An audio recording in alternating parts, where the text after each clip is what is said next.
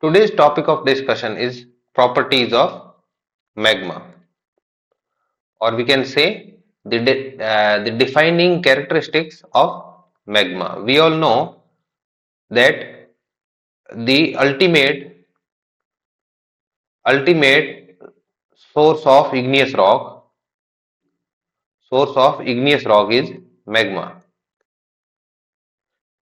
Source of igneous rock is magma, and we all know that the rock cycle include mainly three type of rocks: sedimentary rocks, metamorphic rocks, and igneous rocks.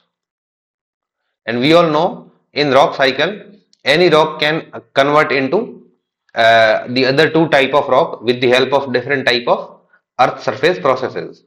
So to make the sedimentary rock, we all know that either igneous rock or metamorphic rock will go through the weathering and erosion to make the sedimentary rocks. So we can say that the ultimate source of crustal material is igneous process. Igneous process. And the source of igneous rock is mainly mantle melting, or sometime crustal rock melting. Crustal rock melting that is generally happens at subduction zones. Where?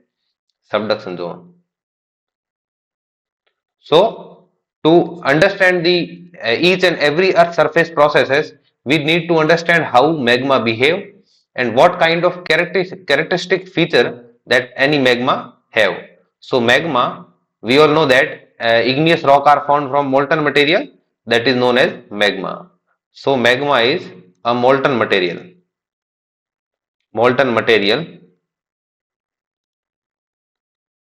and it will usually consist of a solution of earth's most abundant elements, that is oxygen and silicons. We all know that if we talk about the crustal abundance, the most abundant element in earth's crust is oxygen, that is 47%, and then comes silicon, which is 27%, and then comes aluminium, iron, and magnesium.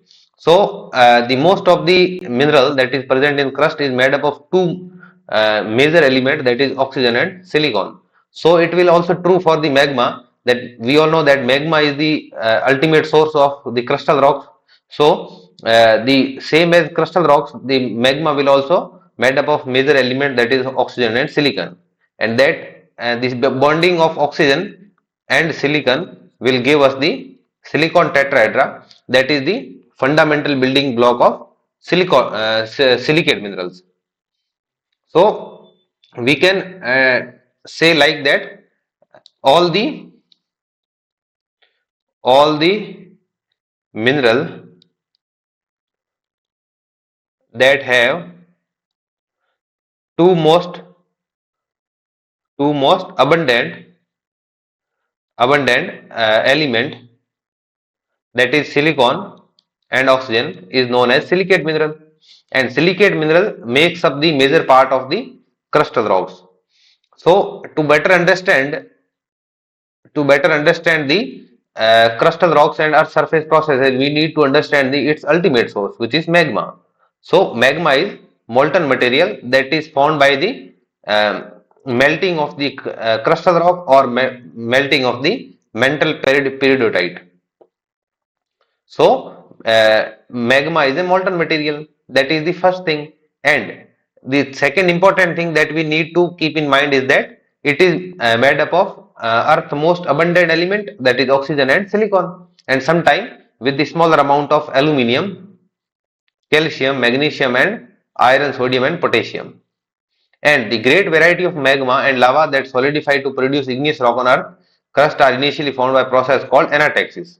That we should understand that that most major process that associated with the formation of magma is Anataxis. Anataxis, or the formation of magma is known as anataxis. Anataxis include the melting of solid rocks, and the residue that left behind after melting, because we all know that we cannot completely melt the every rock, or we cannot completely melt the whole mantle, so we will use term partial melt, not complete melting but partial melting, to understand the generation of magma. So this is the process of anataxis, which is most crucial for the formation of magma. So first we'll understand what kind of type of basic magma normal magma is present. So the type of magma are determined the chemical composition of magma, and for the evidence of magma we have, because we cannot directly access the magma in the magma chamber, so we are relying on the indirect information that we get from the rock sample and its geochemical analysis that is exposed on the surface. So on the basis of that, there are three type of magma. First is basaltic, andesitic, and rhyolitic. So these three are divided on the basis of silica concentration and other type of accessory minerals. So the basaltic magma will have silica content 45 to 55%. Andesitic magma will have 55 to 65%, and rhyolitic magma or granitic magma will, we all know that rhyolite is a extrusive form of granite and granite is intrusive. So we can say that rhyolitic or granitic, it will have silica content 65 to 75%. 65 to 75%, and we all know that the magma which is rich in silicon oxide or silica will be less rich in the iron, magnesium or calcium element minerals. Means any rock which contain higher silica content will generally not contain olivine mineral, and opposite is also true. For example, basaltic magma will include olivine mineral, but generally it will include less quartz or no quartz.